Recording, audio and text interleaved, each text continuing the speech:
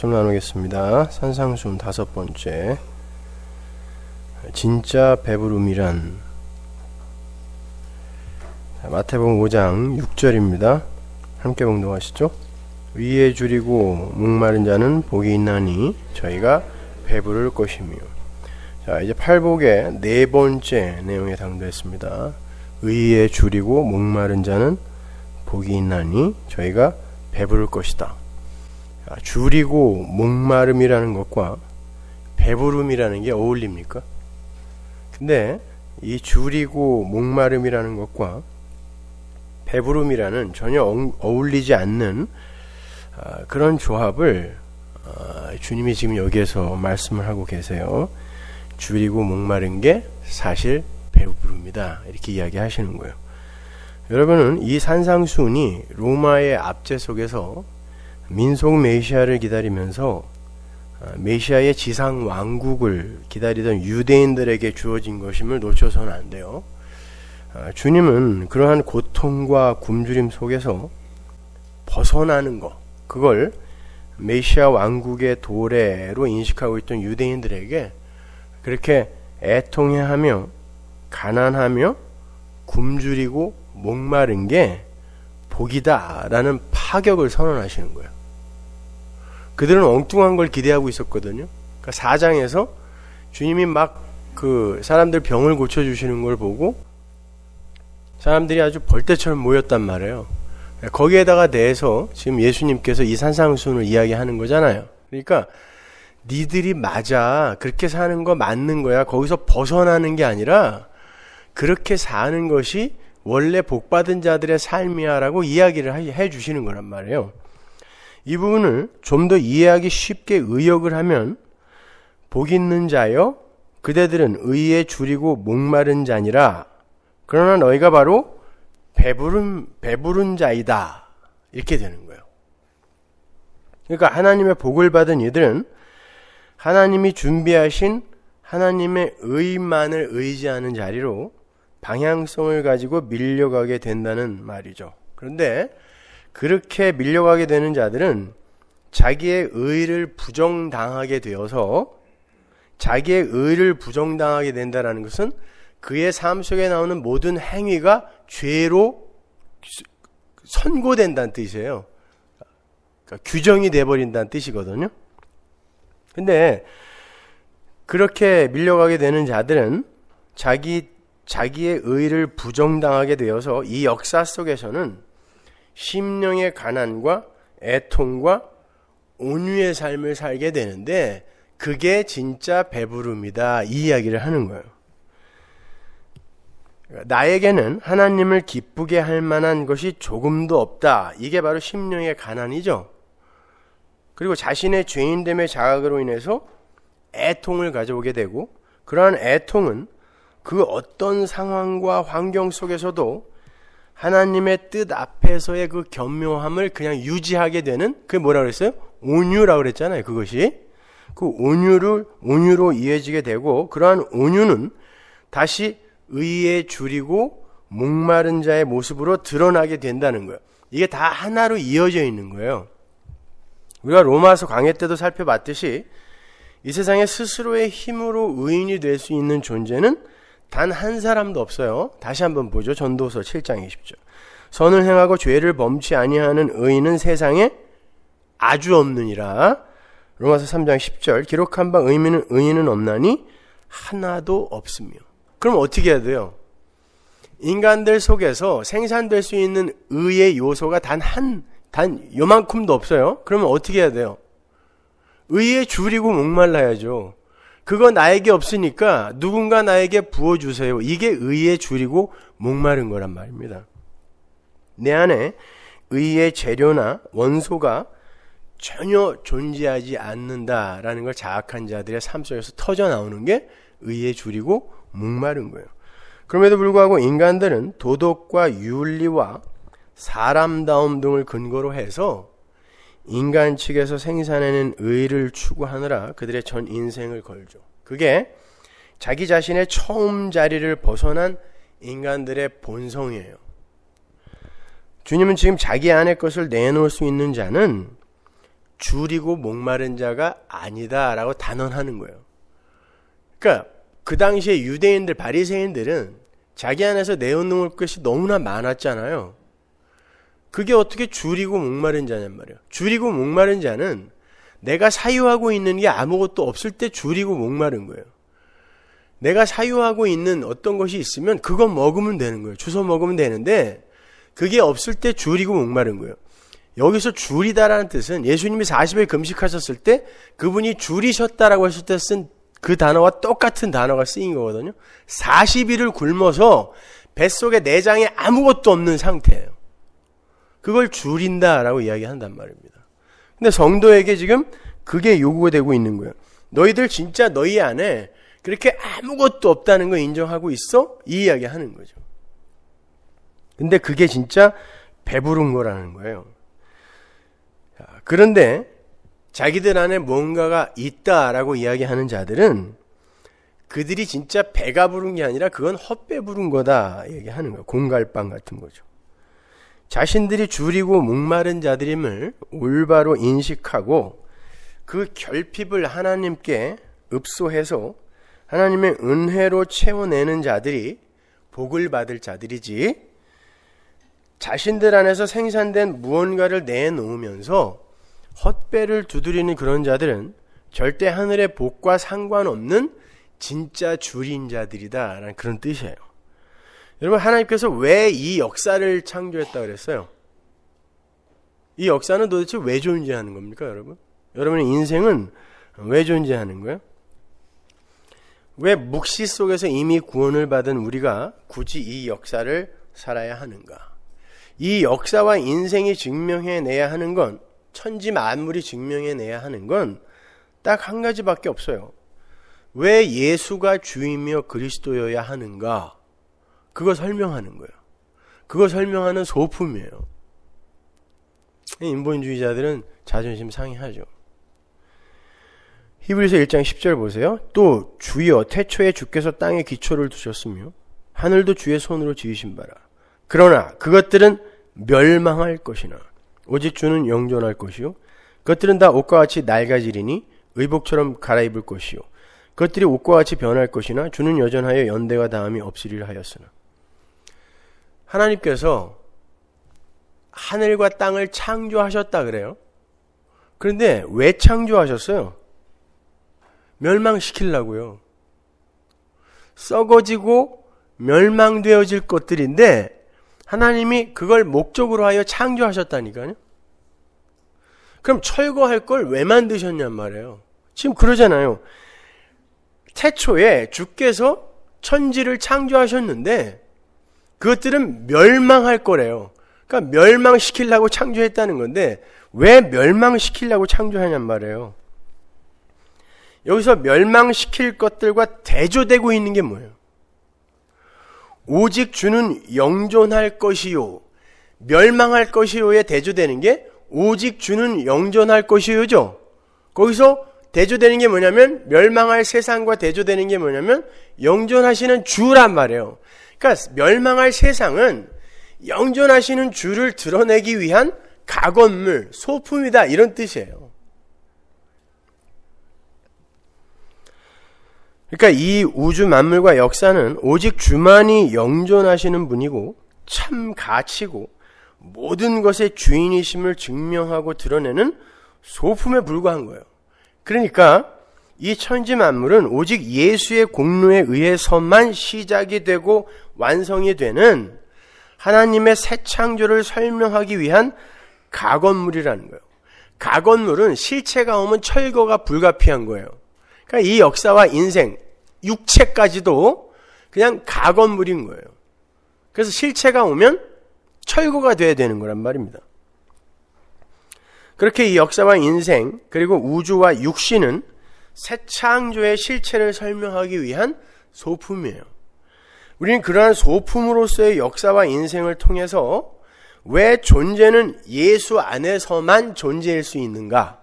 왜 존재는 예수로만 살아야 하는가?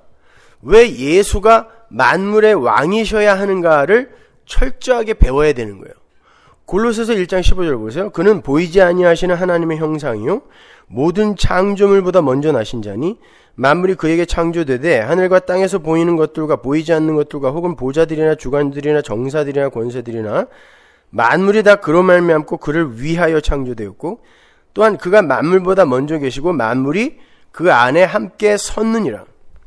이건 첫 창조를 묘사하는 대목이기도 하지만 새 창조를 묘사하고 있는 대목이기도 해요. 새 창조 하에서의 하늘의 만물은 모든 만물보다 먼저 나신, 이건 맏아들 되신이란 뜻이죠. 맏아들 되신 예수 그리스도에 의해서 비로소 존재가 된 하나님 절대 의존적 존재라는 거예요. 첫 창조가 먼저 계셨던 하나님에 의해 창조가 됐다라는 건 먼저 맏아들 되신 예수에 의해서 하나님의 백성들이 창조가 된 것을 설명해 주는 거란 말입니다. 그래서 17절이 만물은 만물보다 먼저 계신 예수 안에서만 존재다라고 선언을 하는 거예요. 17절 후반부에 함께 섰느니라 라는 그 어구는요, 헬라어 슈니스타오를 번역한 건데 그 단어는 place together예요. 함께 서다, 함께 존재하다. 그러니까 만물은 예수 안에서만 존재일 수 있다라는 뜻이에요. 그러니까 예수 밖에 있는 건 다 죽은 거예요. 예수 안에 있는 것만 존재다. 예수와 함께 서지 않은 것들은 다 죽은 것에 불과하다는 거예요. 그건 예수 밖에 모든 만물의 존재성을 전부 부정해버리는 거예요. 그건 존재 아니다라는 뜻이에요. 살아있는 거 아니다라는 뜻이에요. 아무리 움직여도 생각을 해도 관계없어요. 다 죽은 거예요. 그건. 그러니까 그러한 만물은 하나님의 생명력을 갈구하는 존재로 살 수밖에 없는 거죠. 왜? 그거 없으면 죽은 거니까. 예수 밖은 다 죽음이에요. 그래서 요한은 말씀이신 예수가 창조주이심을 밝히면서 그 안에만 생명이 있다라는 말을 한 거예요. 요한복음 1장 1절 보세요. 태초에 말씀이 계시니라. 태초에는 레시트예요. 창세기 1장 1절의 말씀과 똑같은 말씀이 나오는 거죠. 이 말씀이 하나님과 함께 계셨으니 이 말씀은 곧 하나님이시니라. 그가 태초에 하나님과 함께 계셨고 만물이 그로 말미암아 지은 바 되었으니 지은 것이 하나도 그가 없이는 된 것이 없느니라. 그 안에 생명이 있었으니 이 생명은 사람들의 빛이라. 창세기 1장 1절에 그 태초가 그대로 같이 똑같이 등장하는데 그 첫 창조는 새 창조를 모형하는 거라 그랬죠. 그 태초라는 창조의 자리에 말씀이신 예수 그리스도가 계셨어요. 그분이 모든 걸 창조하셨다고 하면서 그분을 통하지 않고 지어진 존재는 단 하나도 없다 그래요. 3절과 4절을 원어 그대로 번역을 하면 모든 것은 말씀을 통하여 생겨났고 이 말씀이 없이 생겨난 것은 하나도 없다. 그 말씀에 의해 생겨난 모든 것이 그에게서 생명을 얻었으며 그 생명은 사람들의 빛이었다. 이게 그냥 직역을 한 거예요. 그러니까 이 역사와 인생 그리고 우주 만물의 존재 목적은 하나님의 나라 주인이 누구인가를 규명하는 것이며 예수 아니라는 그 거처에 들어가는 방법 이외에 존재가 존재로 설 수 있는 방법은 전무하다는 걸 증명해내는 역할로 존재하는 거예요. 예수님이 창조를 하셨는데 만물을 창조했는데 예수 안에만 생명이 있다 그러잖아요. 그러니까 예수가 생명을 붓지 않은 건 생명이 아니다라는 거예요. 그거를 지금 성경이 이야기하고 역사가 이야기하는 거고 우리의 인생이 그걸 드러내는 소품으로 쓰여지는 거란 말입니다. 하나님, 예수 그리스도를 드러내는 소품으로. 그리고 이제 그것이 계시되어야 할 어떤 존재들에게 온전히 계시가 되면 철거되는 거예요. 각원물은 철거되는 거예요. 그게 종말인 것입니다. 그러니까 성도는 자신의 신앙 여정을 통과하면서 왜 난 예수가 아니면 죽은 자인가? 왜 난 예수의 은혜를 입지 않으면 없음에 불과할 뿐인가를 잘 배우시면 돼요. 그게 의에 줄이고 목마른 자인 거예요. 왜냐하면 하나님의 의가 살아있음의 필수적 전제이기 때문에 그래요. 그 의가 없으면 모든 존재는 존재일 수가 없어요. 그 의라는 것 자체가 하나님의 열심이며 하나님의 생명력이며 그것 자체가 바라크, 복이에요. 쉽게 말해서 이 역사와 인생과 육신은 자신들이 만들어낸 자기 의를 처절하게 부정당하면서 하나님의 의만을 의존하게 되는 자기 부인의 과정을 통과하는 거예요. 역사까지도, 문명까지도 마찬가지예요. 그런 의미에서 이 역사와 문명은 기실 발전하고 번영하고 있는 게 아니라 멸망해 가고 있는 거예요. 눈이 있는 이들은 그걸 봐요. 얼리 어댑터 중에 한 사람인 그걸 생각하지 않는 사람들이라는 책을 쓴 그 IT 업계의 전설적인 존재 있죠. 니콜라스 카가 그의 책에서 이렇게 이야기를 했어요. 정보 기술의 발달은 인간을 생각하지 않는 존재로 익사시켜가고 있다. 그래서 자기는 페이스북이나 트위터 이런 걸 다 끊었대요. 그게 어떤 인터넷상에서 가상의 어떤 울타리를 만들어주기도 하고 많은 정보를 제공해주기도 하지만 사람들을 굉장히 피동적이고 수동적인 존재로 만들어버린다는 거죠. 마치 여러분이 내비게이션이 나온 이후에 그거 없으면 길 못 찾아가는 거랑 똑같은 거예요. 우리는 점점 바보 되어가고 있는 거예요. 사고력을 상실하는 거예요. 그거 멸망하는 겁니다, 여러분. 근데 우리는 그걸 발전이라 그러죠. 그건 하나님의 계획이었어요. 이사야서 40장 보세요. 5절. 여호와의 영광이 나타나고 모든 육체가 그것을 함께 보리라. 대저 여호와의 입이 말씀하셨느니라. 말하는 자의 소리여 가로되 외치라. 대답하되 내가 무엇이라 외치리까? 가로되 모든 육체는 풀이고 그 모든 아름다움은 들의 꽃 같으니 풀은 마르고 꽃은 시들면 여호와의 기운이 그 위에 불미라. 이 백성은 실로 풀이로다. 풀은 마르고 꽃은 시드나 우리 하나님의 말씀은 영영이 서리라 하라. 5절 보면 여호와의 영광과 육체가 대조되고 있죠. 그리고 6절부터는 성도가 이 역사 속에 육체를 입고 존재해야 하는 이유가 기술되고 있어요. 하나님은 인간의 육체를 풀, 꽃 이렇게 비유를 해요. 근데 그 육체 위에 뭐가 덮여요 지금?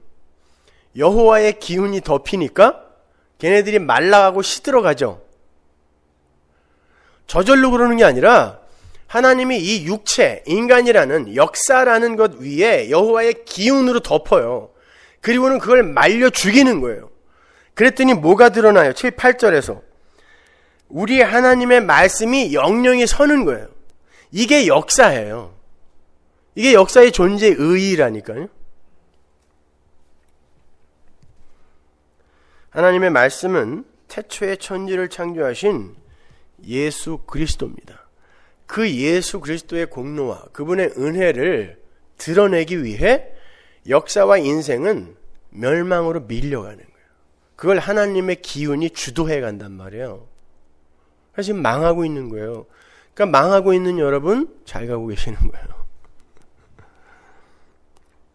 이렇게 우리가 이 땅에서 육체를 입고 살아야 하는 이유는 여호와의 영광, 즉 예수 그리스도를 통한 새 창조의 영광을 찬송하는 자가 되기 위함인 거예요. 그걸 바울이 이렇게 정리해 주죠. 갈라디아서 2장 20절.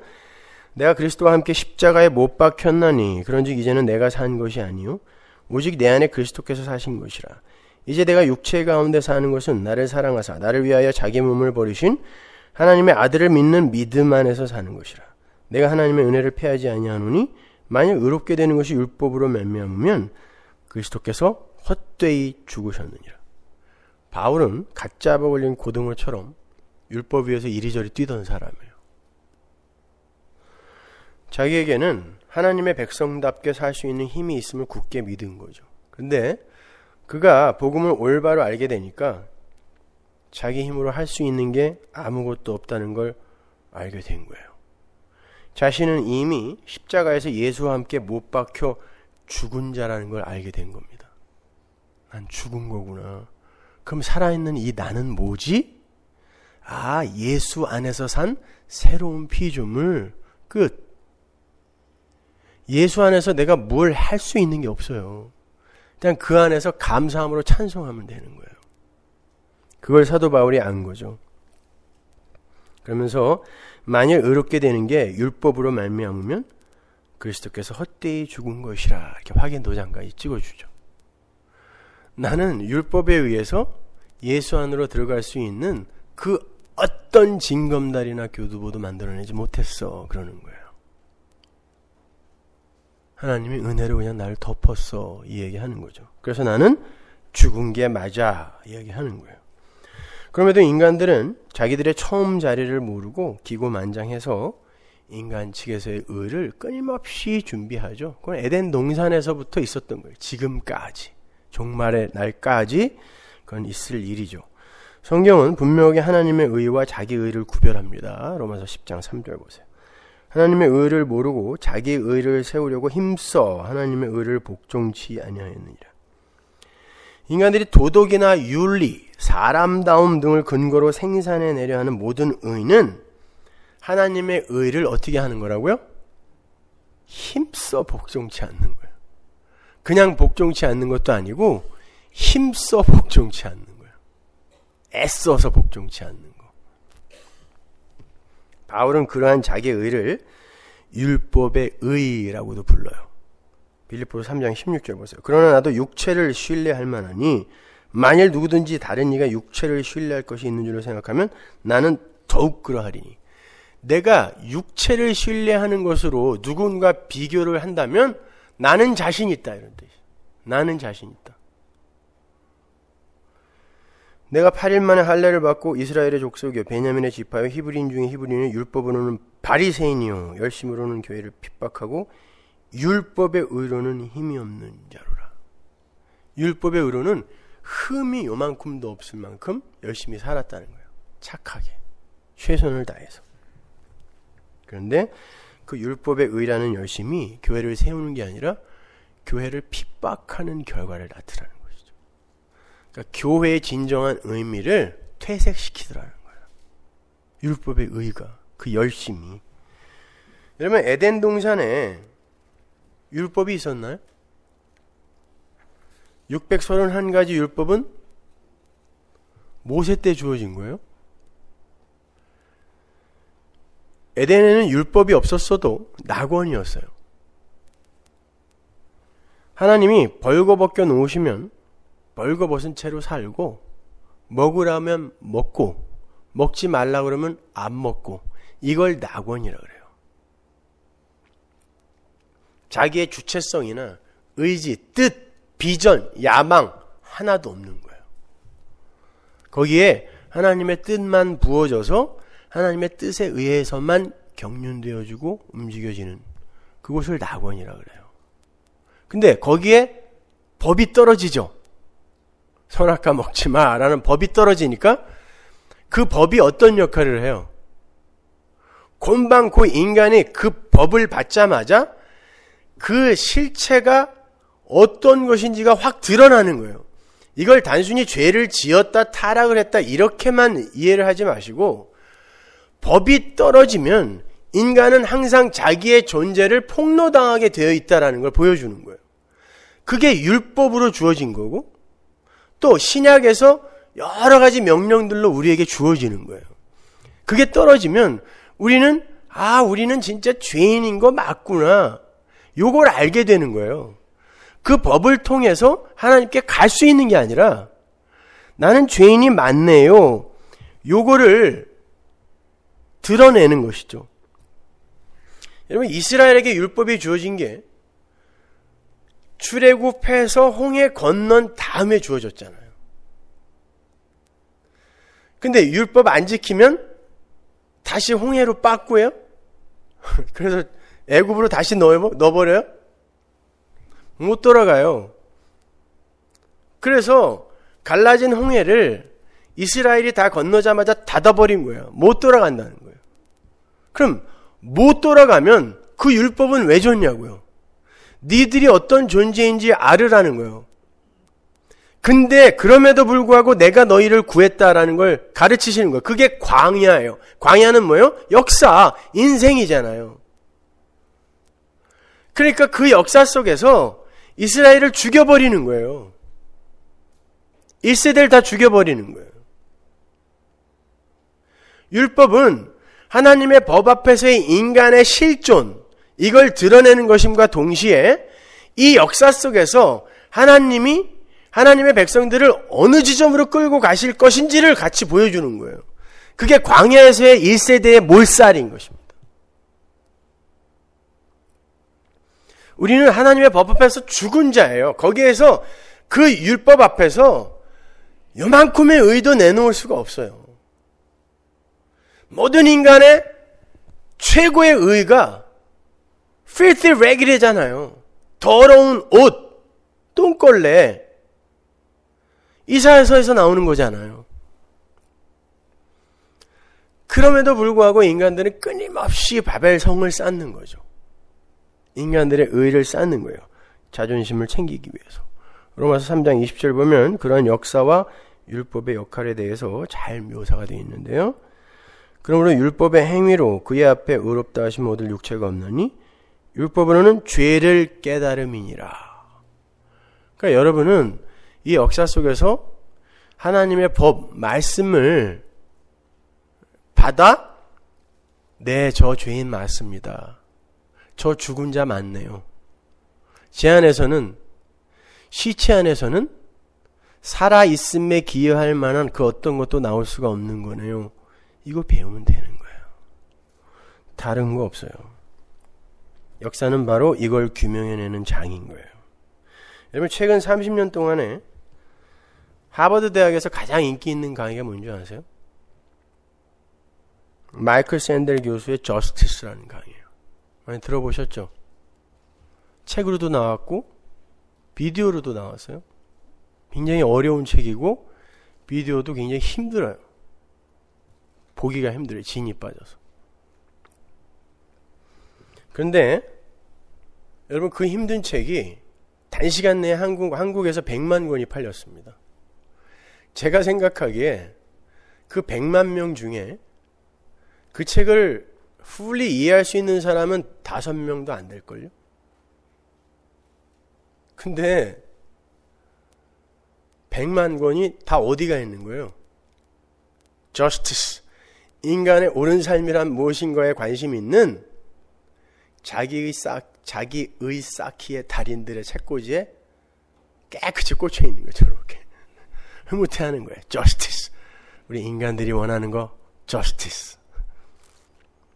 인간들은 그렇게 보편적 인간들의 Justice, 의에 대해서 관심이 많다는 증거예요. 그러니까 알지도 못하고 알아들을 수도 없으면서 갖다 꽂아 놓는 거죠. 이렇게. 하버드 대학에서 굉장히 유명한 거래. 이렇게. 다시 한번 말씀드립니다. 인간은 하나님의 의를 전적으로 의존해야 비로소 존재가 될 수 있다는 걸 아는 게 이 인생과 역사의 존재 의인 거고, 하나님의 의 앞에서의 인간은 그저 죽은 고깃덩어리에 불과한 존재임을 배우는 게 인생과 역사예요. 그리고 그것이 적혀있는 책이 성경입니다. 인간의 불가능함과 하나님의 전적인 은혜. 그럼에도 불구하고 이 성경을 인간들이 생산해내야 할 그러한 의에 대한 교훈이 담긴 책 정도로 저급하게 해석을 하는 이들은 하나님의 저주를 받게 될 겁니다. 제 말이 아니에요. 예수님이 하신 말씀입니다. 마태복음 15장 7절 보세요. 외식하는 자들아, 이사야가 너희에게 대하여 잘 예언하였도다. 일러스되 이 백성이 입술로는 나를 존경하되 마음은 내게서 멀도다. 사람의 계명으로 교훈을 삼아 가르치니 나를 헛되이 경배하는도다 하였느니라 하시고, 하나님을 헛되이 경배하게 하는 지름길이 뭐예요? 계명을 교훈으로 가르쳐 버리는 거예요. 이건 이사야 때도 하나님이 하신 말씀이에요. 그러니까 동서고금을 막론하고 인간들은 하나님의 말씀을 전부 교훈으로만 받아들이는 거죠. 하나님은 예수의 의를 알아먹으라고 계명을 줬더니, 말씀을 줬더니 전부 그걸 교훈 삼아서 예수를 본받겠다는 거죠. 본받겠다라는 것의 그 본자가 뭐예요? 한문에 본자가. 그건 본질이 같을 때에 비로소 가능한 거예요. 본받는다는 것은. 예수를 본받겠다는 건 예수를 인간으로 끌어내리는 행위인 겁니다. 예수를 어떻게 본받으실 거예요?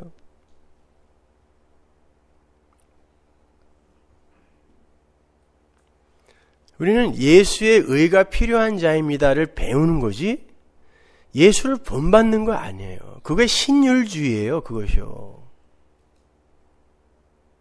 그건 이단 사상입니다, 여러분.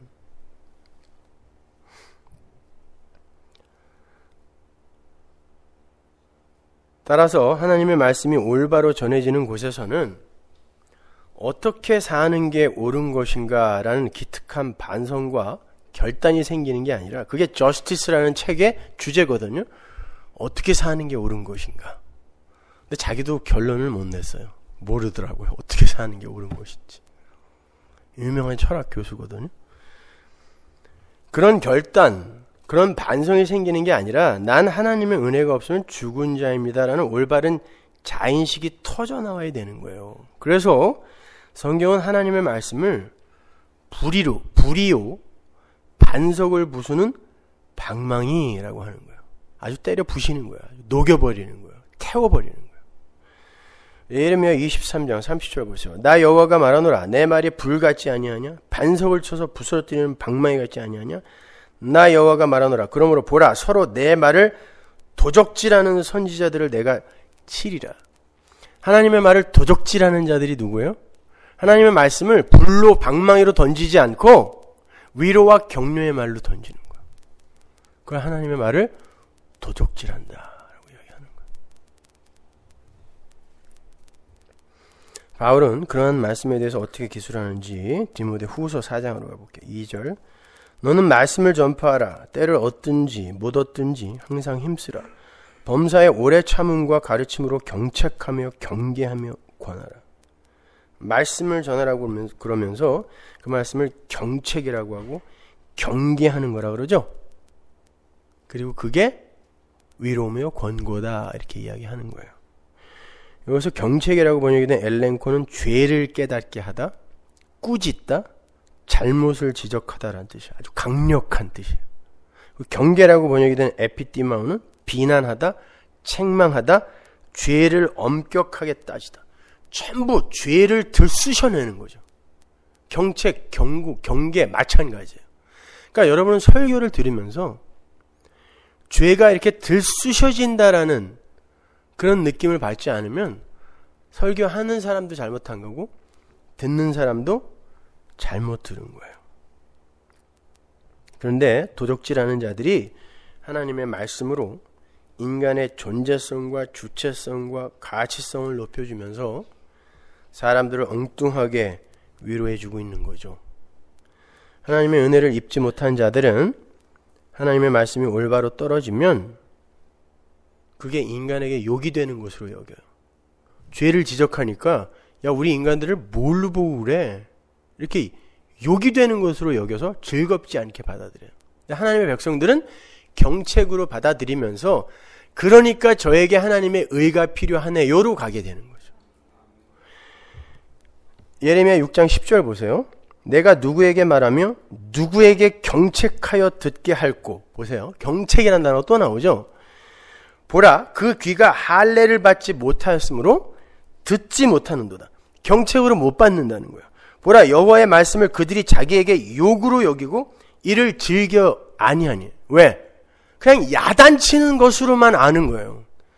그래서 너희에게 예수가 필요하다 이리로 안 가고 왜 저렇게 야단만 쳐? 이렇게 되는 거죠. 그래서 욕으로 여기는 거죠. 그러므로 여호와의 분노가 내게 가득하여 참기 어렵도다. 그것을 거리에 있는 아이들과 모인 청년들에게 부으리니 지아비와 지엄이와 노인과 늙은이가 다 잡히로라. 어디에? 여호와의 분노에. 그걸 경책으로 받아들여서 예수 그리스도의 십자가의 필연성, 그걸 인식하는 자리로 가야 되는데 그냥 야단만 친다고 생각하고 왜 야단만 쳐? 듣기 싫어. 이게 여기에 하나님의 분노가 임한다는 거예요. 우리가 로마서 강해 때도 공부를 한 것처럼 하나님이 요구하시는 의는 예수의 죽음으로만 만들어질 수 있어요. 마태복음 3장 13절 보세요. 이때 예수께서 갈릴리로서 요단강에 이르러 요한에게 세례를 받으려 하신데 요한이 말려 가로되 내가 당신에게 세례를 받아야 할 터인데 당신이 내게로 오시나이까? 예수께서 대답하여 가라사대 이제 허락하라. 우리가 이와 같이 하여 모든 의를 이루는 것이 합당하니라 하신대 이에 요한이 허락하시는지라. 여러분이 아시다시피 요한의 세례는 회개의 세례죠. 그 말은 난 구원이 필요한 죄인입니다 라는 고백을 하는 게 요한의 세례예요. 나는 죄인입니다 라는 자백을 하는 그게 요한의 세례예요. 그거 받아서 구원받는 거 아니에요. 나는 죄인 맞습니다. 그래서 도움이 필요합니다. 이게 요한의 세례인데 예수님이 그 세례를 받으신단 말이에요. 예수님이 죄인과 연합되는 거죠.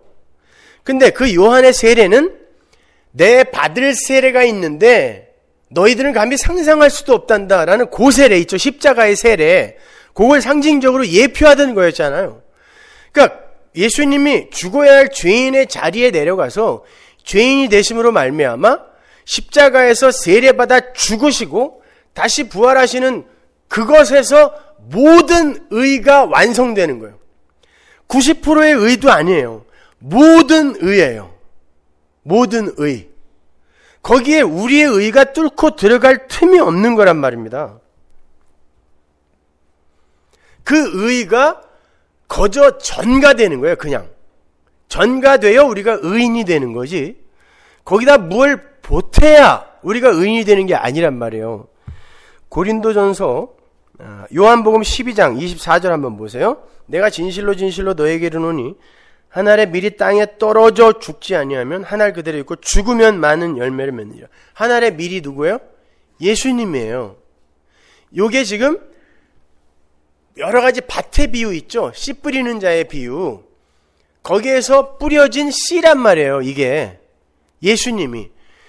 예수님이라는 이 밀알이 씨가 뿌려져서 밭이 옥토가 되는 거지.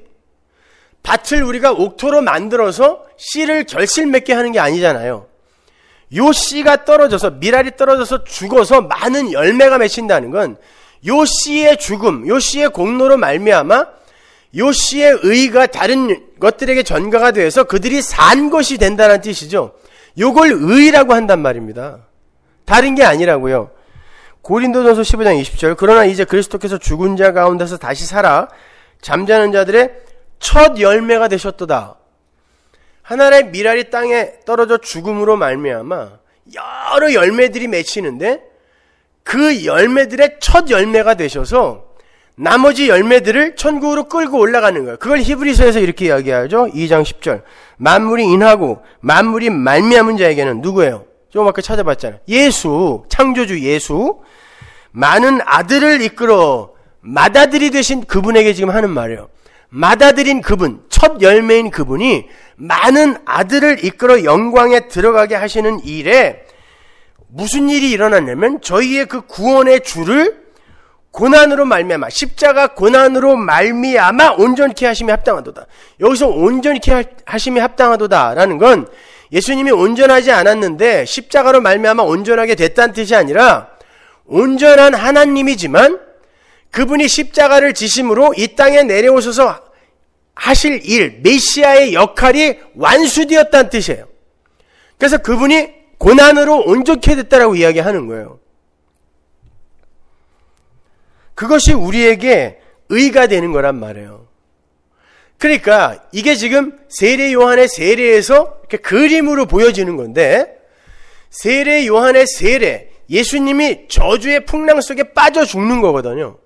그리고 살아나셨더니 어떤 일이 벌어졌어요? 하늘이 열렸다 그러죠.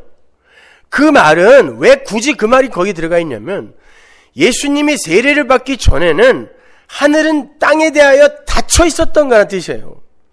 근데 예수님이 물에 들어가서 그건 십자가의 할례를 이야기하잖아요. 십자가에서 쪼개지는 거.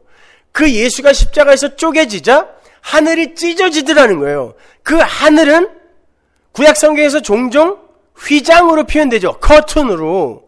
그러니까 예수가 찢어짐으로 말미암아 휘장이신 그분이 찢어짐으로 말미암아 하늘이 열리고 땅에서 하늘로 가는 길이 생긴 거예요. 근데 그 길은 내가 곧 길이요 진리요 생명이라는 그 예수에 의해서만 날 수 있는 길이다라는 것이죠. 그게 의란 말이에요. 다른 의는 없어요. 근데 그 하늘을 찢어보겠다고 쌓은 게 바벨탑이고, 그게 역사 전편에 흐르는 인간들의 바벨탑 쌓기인 거예요. 자기 의 쌓기인 것입니다. 하늘은 다른 것으로 절대 찢어지지 않아요. 하늘이기 때문에. 하늘의 주인이 찢어야 돼요. 그래서 그 의가, 모든 의가 완성이 되는 그 자리에서 하늘이 찢어지는 거예요. 열리는 것입니다. 그럼에도 저스티스니 뭐니 하면서 인간 군상들이 자기들의 의를 구축하고 있는 거죠. 예레미야 23장 5절에 보면 이런 말이 있어요. 나 여호와가 말하노라, 보라 때가 이르니 내가 다윗에게 한 의로운 가지를 일으킬 것이라. 누구예요? 예수예요. 의로운 가지를 일으킬 거예요. 누가? 하나님이요. 그가 왕이 되어 지혜롭게 행사하며 세상에서 공평과 정의를 행할 것이며. 저스티스, 정의는 우리가 행하는 게 아니라 그 의로운 가지가 행하는 거예요.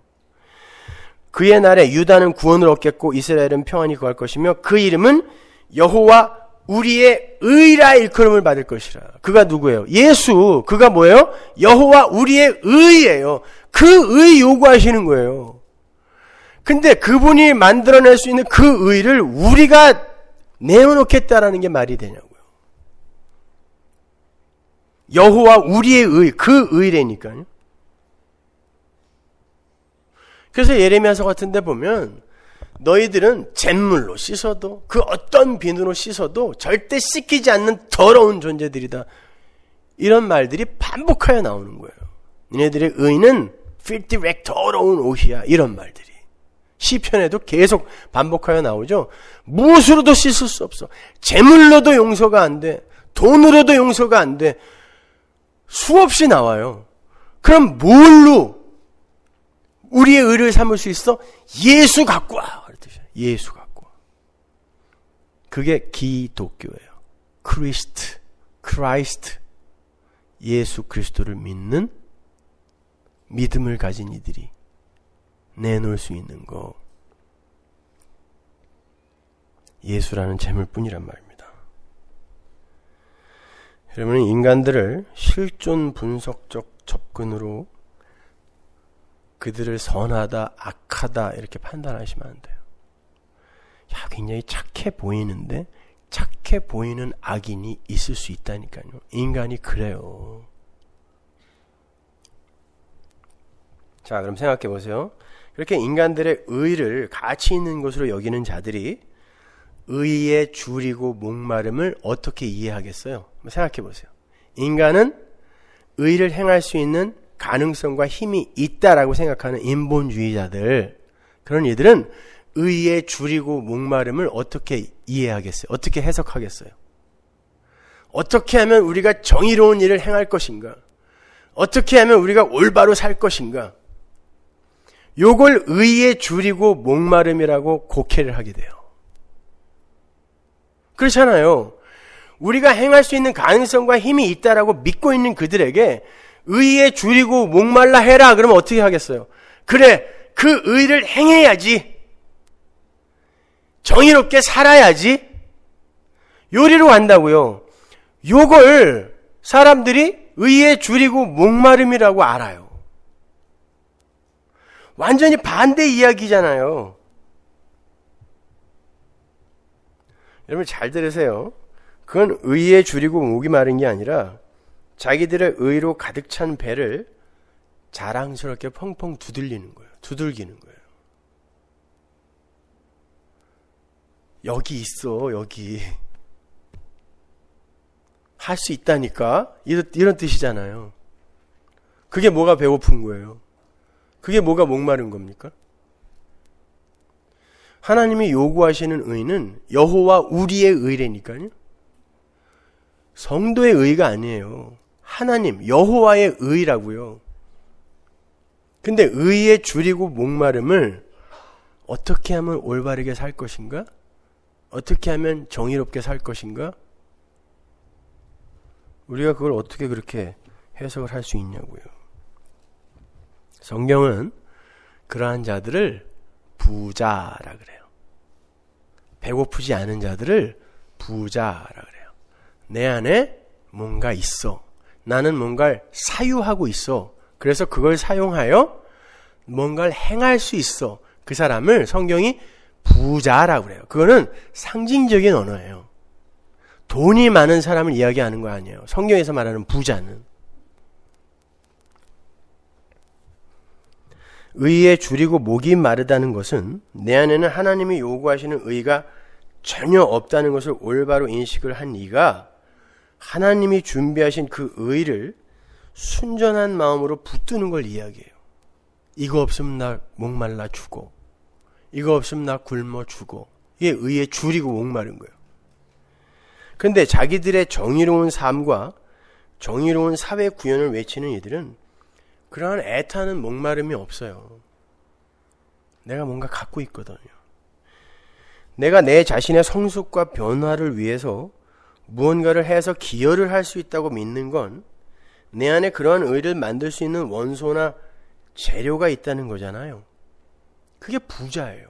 뭔가 소유하고 있는 자, 사유하고 있는 자. 예를 들어서 예수님을 쫓겠다고 분연히 나섰던 그 부자 청년 있죠? 그 사람이 그런 사람이에요. 그 부자 청년이 예수님께 물었어요. 어떻게 영생 얻습니까? 그 질문 자체가 말만 하세요. 내가 할게요. 요걸 부자라 그래요.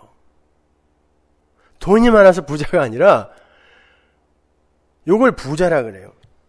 근데 돈 많은 부자와 요런 부자가 지향하는 바가 같기 때문에 이 부자를 예로 들어 설명을 하는 거예요. 예수님은 율법을 다 지키라고 그러죠. 그랬더니 그 부자 청년이 뭐라 그래요? 다 지켰어요. 그래요. 가지고 있는 거죠. 그걸 부자라 그래요. 다 지켰어요.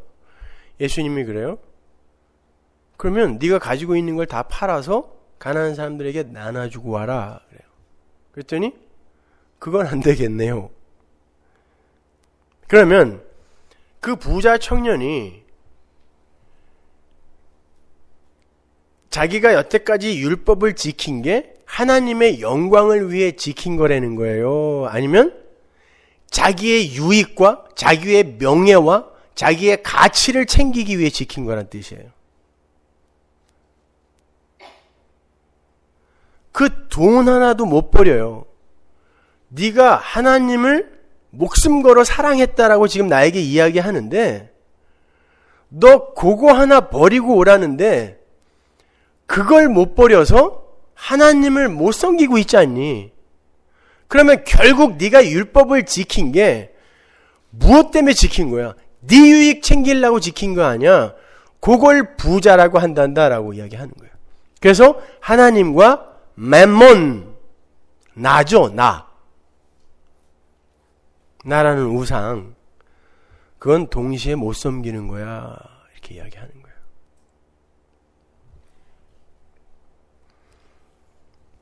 그는 결국 무엇에 줄이고 목이 말랐던 거예요? 진짜 자기 의에, 자기 영광에 줄이고 목말랐던 거죠. 그걸 부자라 그래요. 그러나 그게 진짜 가난하고 가련한 거예요. 라우디게아 교회가 그런 교회였잖아요. 니네가 부자라고 니네 가련하고 가난한 자들이야. 예수님이 말씀하시잖아요. 이렇게 자기 자신 안에 스스로 사유하고 있는 힘이나 자원이 있어서 자신을 증명하고 자랑하는 자들을 부자라 그래요. 그러나 그들은 사실 가련하고 가난한 자들이에요. 그건 사망에 이르는 기갈이고 사망에 이르는 굶주림인 거예요. 누가복음 16장에 보면요, 여러분이 잘 아시는 불의한 청지기의 비유가 나와요. 그 불의한 청지기 비유의 결론이요, 요절이 뭐죠? 16장 13절 보세요. 집 하인이 두 주인을 섬길 수 없나니 혹 이를 미워하고 저를 사랑하거나 혹 이를 중히 여기고 저를 경히 여길 것입니다. 너희가 하나님과 재물을 겸하여 섬길 수 없느니라. 이건 단순히 돈과 하나님을 겸하여 섬길 수 없다 이런 이야기 하는 거 아니에요. 이게 지금 불의한 청지기의 비유의 결론인데 여러분이 이 비유 강의 때 공부를 하셨던 것처럼 이 불의한 청지기 비유는 거룩한 하나님의 아들이 불의한 자리로 내려오셔서 불의한 자를 의롭게 만들어버린 구원의 이야기였어요. 그래서 그렇게 구원을 얻은 자들이 자신의 불의함을 그대로 인정하고 주인의 긍휼에 나를 맡기는 거, 이걸 지혜라 한다. 이걸 설명하는 게 불의한 청지기의 비유였잖아요. 그래서 여전히 주인의 자리에서 지가 불의를 행하는 그 상태, 그걸 그대로 폭로당하면서 주인의 긍휼에 자기를 맡겨버리는 걸 지혜롭다라고 칭찬해 주잖아요. 그러니까 이 비유의 주제는 하나님의 의와 하나님의 긍휼을 의지하는 자가 재물, 즉 자신의 힘으로 자신을 의롭고 유익하게 만들 수 있다는 세상의 그 인본주의를 동시에 따를 수 없다라는 걸 보여준 거예요. 그래서 재물과 하나님을 동시에 못 섬긴다라고 이야기하는 거예요. 재물이라는 건 단순히 돈이 아니라 우리 인간의 가능성을 의지하는 걸 이야기를 해요. 그게 부자예요, 부자. 그것과 어떻게 하나님을 동시에 섬기냐는 거예요. 하나님의 의와 인간의 의를 어떻게 동시에 같이 인정하고 그걸 추구할 수 있겠느냐, 이런 말이에요. 그건 안 된다는 것입니다. 그래서 그 비유 끝에 율법주의자들이요, 인본주의자들인 바리새인들을 돈을 좋아하는 자로 표현을 해 놓은 거예요. 16장 14절 보세요. 바리새인들은 돈을 좋아하는 자라 이 모든 것을 듣고 비웃거늘. 여러분이 아시는 것처럼 예수님 당시에 바리새인들은 한 6천 명 정도 됐거든요. 근데 유대인들이 바리새인이 되려면요, 1년 동안 시험을 거쳐야 돼요. 그리고 거기에서 그 시험에 합격한 사람에 한해 3년을 더 교육받아야 돼요. 그러면 비로소 바리새인이 되는데, 산헤드린 공회원 말고 그냥 바리새인 되는데요. 그들이 얼마나 청렴하게 살았는 줄 아세요? 근데 예수님이 그들을 돈을 좋아하는 자라 그래요. 왜 예수님이 바리새인들을 돈을 좋아하는 부자라고 표현을 하시는가 하면, 돈, 즉 만문을 섬기는 자들은 돈으로 자신의 위상을 세우고 사려는 것처럼 자신들의 의로운 행위로 자기들의 위상을 세우려 하는 자들임을 알기 쉽게 설명하기 위해 바리새인들을 돈을 좋아하는 부자라고 이야기하는 거예요. 바로 밑에 보시면 돈을 좋아하는 바리새인이라는 그 어절을 예수님이 어떻게 부연하시는지가 나와요. 15절. 예수께서 이르시되 너희는 사람 앞에서 스스로 옳다 하는 자이나 너희 마음은 하나님께서 아시나니 사람 중에 높임을 받는 그것은 하나님 앞에 미움을 받는 것이니라. 갑자기 돈을 좋아하는 자다라고 이야기해놓고 니네들은 사람 앞에서 옳다라고 주장하는 자들이다, 이렇게 설명을 해주죠. 요게 부자다, 이런 뜻이에요. 요게 돈을 좋아하는 거다, 이런 뜻이란 말이에요. 그래서 그 이야기의 끝에 뜬금없이 율법의 이야기가 등장하는 거예요. 바로 그 밑에 절, 16절. 율법과 선지자는 요한의 때까지요, 그 후부터는 하나님 나라의 복음이 전파되어 사람마다 그리로 침입하느니라. 그러나 율법의 한 획이 떨어짐보다 천지의 없어짐이 쉬우리라. 여러분, 이게 전부 이렇게 연결이 되세요? 율법, 진짜 부자와 진짜 가난한 게 무엇인지, 이것을 이 전체 문맥의 핵심으로 가지고 읽어내려가지 않으면 하나도 연결이 안 되는 것 같아요. 불의한 청지기 비유 이야기 나오다가 갑자기 돈을 좋아하는 바리새인 이야기 나오다가 갑자기 또 율법의 이야기 나오고, 옳은 사람들 앞에서 옳다 이야기하는 그런 사람들의 이야기가 나오고, 무슨 이야기냐고요 이게. 돈을 좋아한다라는 건 바로 나는 괜찮은 자이니까, 내 안에도 의를 행할 능력이 있으니까 주인이 전적으로 나를 긍휼하게 여기지 않아도 돼요. 내가 뭔가 보탤 수 있어요.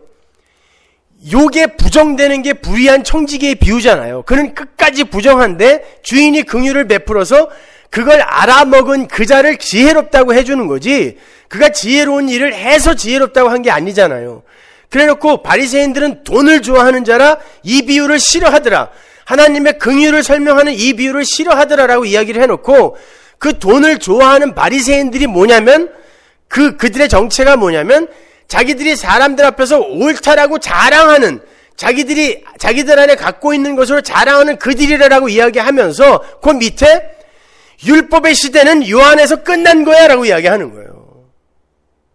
그 다음부터는 하나님 나라의 복음이 전해져서 그 복음이 너희들을 침노에 들어오는 건데 너희들이 그걸 이해를 못하고 있다, 이 바리새인들아 이야기하는 거죠. 그래놓고 그 바리새인들을, 부자인 돈을 좋아하는 바리새인들을 주인공으로 해서 그 밑에 붙이는 비유가 뭐냐면 부자와 거지 나사로의 비유인 거예요.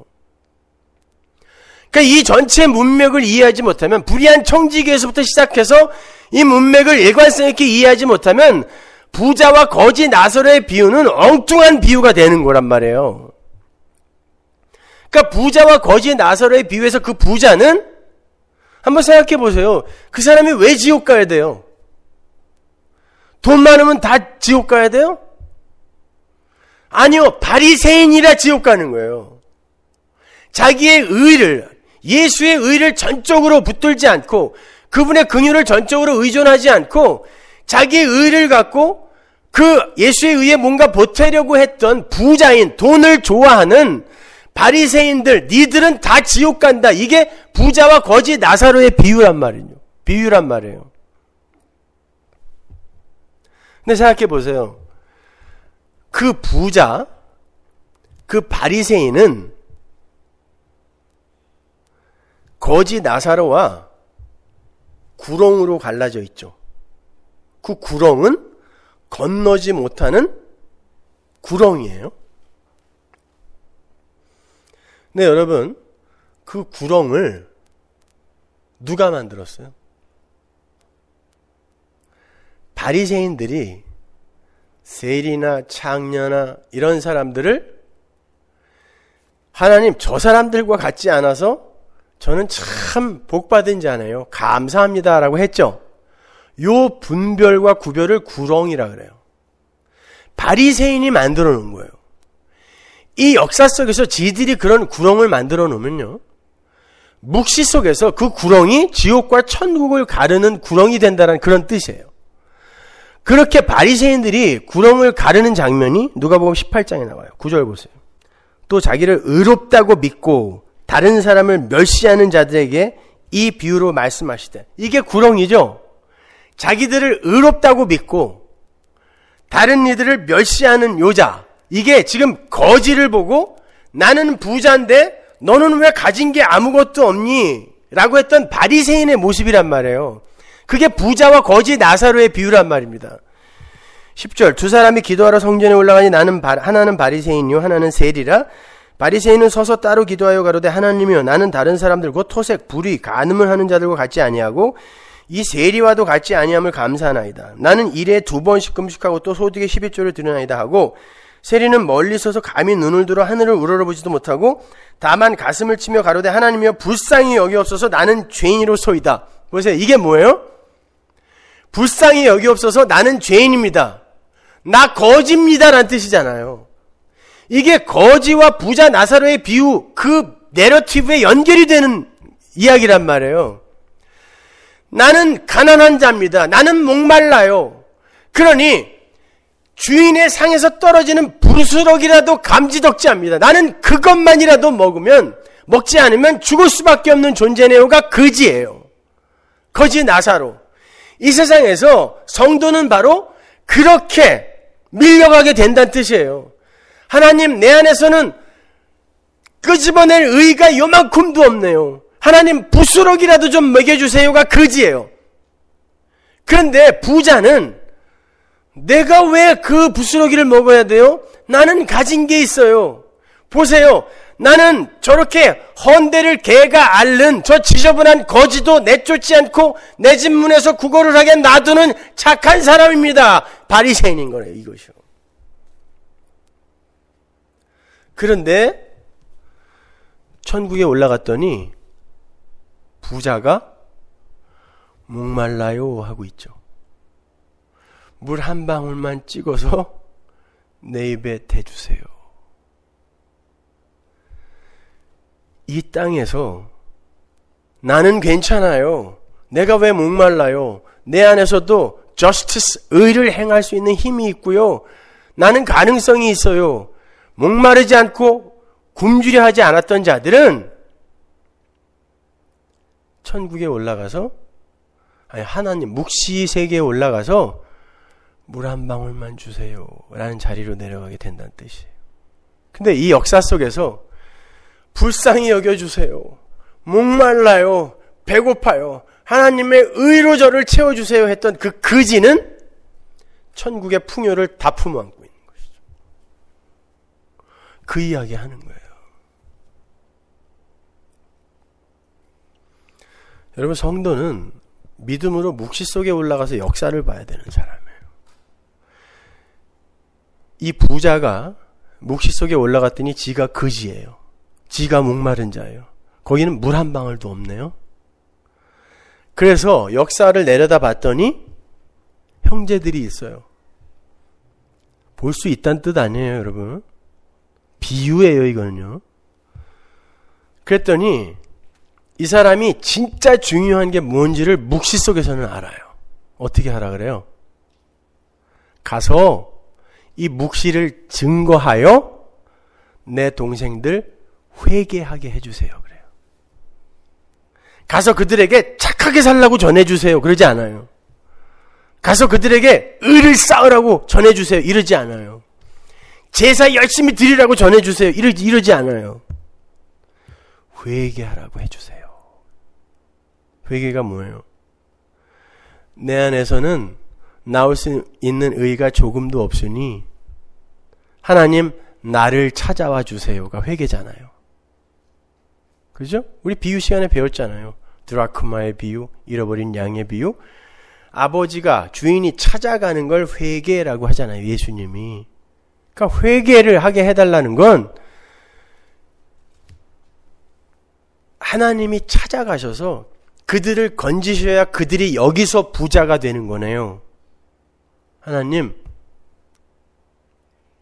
진짜 중요한 건, 이 역사 속에서 인간들에게 진짜 중요한 건 회개인 거군요. 그걸 아는 거예요.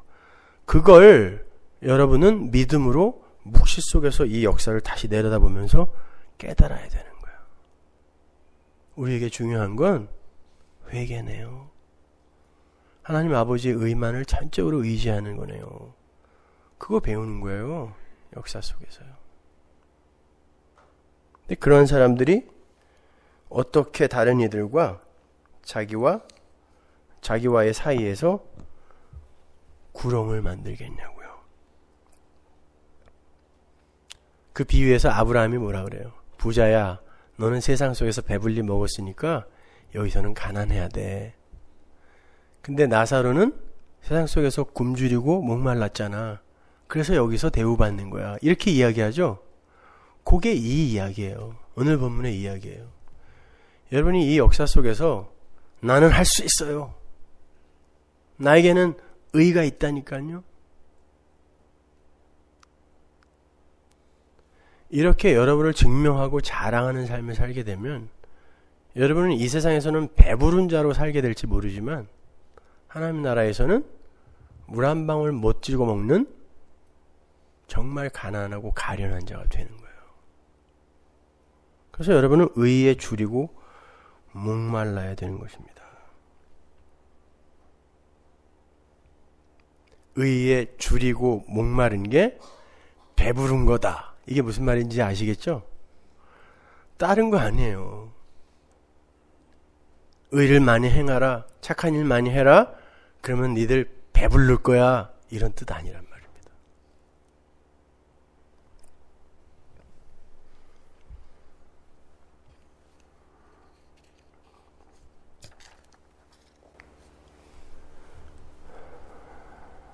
성도는 그렇게 묵시 속에서 역사를 바라보면서 우리는 하나님에 의해서만 존재할 수 있으며 생명일 수 있다는 것을 인정해야 하는 자들이에요. 그들이 의에 줄이고 목마른 자들이고 그들이 진짜 배부른 천국의 백성들인 겁니다.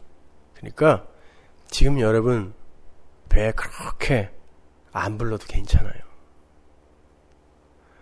배부르다라는 건 나에 대해서 만족을 한다는 뜻이거든요.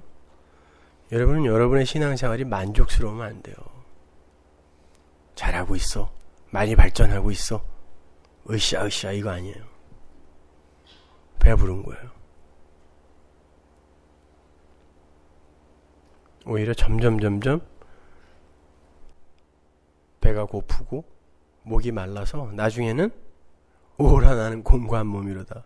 누가 이 사망의 몸에서 나 좀 건져다오라는 완전히 예수님이 40일 굶고 줄이신 상태에서 하신 그런 말씀처럼 그런 신음을 토해내야 돼요. 그 자에게 하나님의 의가 부어지는 거예요. 마지막으로 시편 103편 읽고 마치게요. 8절 여호와는 자비로우시며 은혜로우시며 노하기를 더디하시며 인자하심이 풍부하시도다. 항상 경책지 아니하시며 너를 영원히 품지 아니하시리로다. 우리의 죄를 따라 처치하지 아니하시며 우리의 죄악을 따라 갚지 아니하셨으니 이는 하늘이 땅에서 높음같이 그를 경외하는 자에게 그 인자하심이 크심이로다. 보세요. 우리가 이 땅에서 죄인으로 계속 이렇게 폭로당하는 건 하나님의 인자하심을 드러내기 위함이라는 거죠. 동이 서에서 먼 것 같이 우리의 죄가를 우리에게서 멀리 옮기셨으며 아비가 자식을 불쌍히 여김같이 여호와께서 자기를 경외하는 자를 불쌍히 여기시나니 이는 저가 우리의 체질을 아시며 우리가 진토임을 기억하심이로다. 우리가 뭐라고요? 진토, 진흙, 티끌이란 뜻이에요. 그런데 너희들한테 하나님이 뭘 기대하시겠니? 이런 뜻이에요. 천만의 말씀, 너희들에게 기대하는 거 없어. 그런 뜻이죠. 인생은 그 날이 풀과 같으며 그 영화가 들의 꽃 같도다. 그것은 바람이 지나면 없어지나니 그곳이 다시 알지 못하거니와 여호와의 인자하심은 자기를 경외하는 자에게 영원부터 영원까지 이르며 그의 의는 자손의 자손에게 미치리니. 뭐 성경에 거의 똑같은 얘기들 하고 있죠. 이사야서나 예레미야서나 시편이나 다 이 이야기잖아요.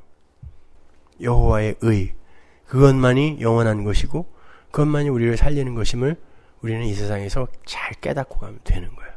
네, 기도하겠습니다.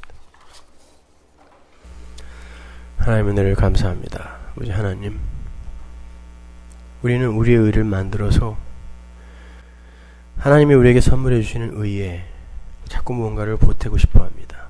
아버지 하나님, 그것은 하나님이 진노하시고 분노로 퍼부으시는 악이라고 성경이 이렇게 명명백백히 이야기를 하고 있음에도 불구하고 우리는 하나님의 그 은혜와 공로를 전적으로, 예수님의 십자가의 피의 공로를 전적으로 의존하지 못합니다. 더 많이 부서지게 하시고 더 많이 잘려나가게 하옵소서. 예수님 이름으로 기도합니다.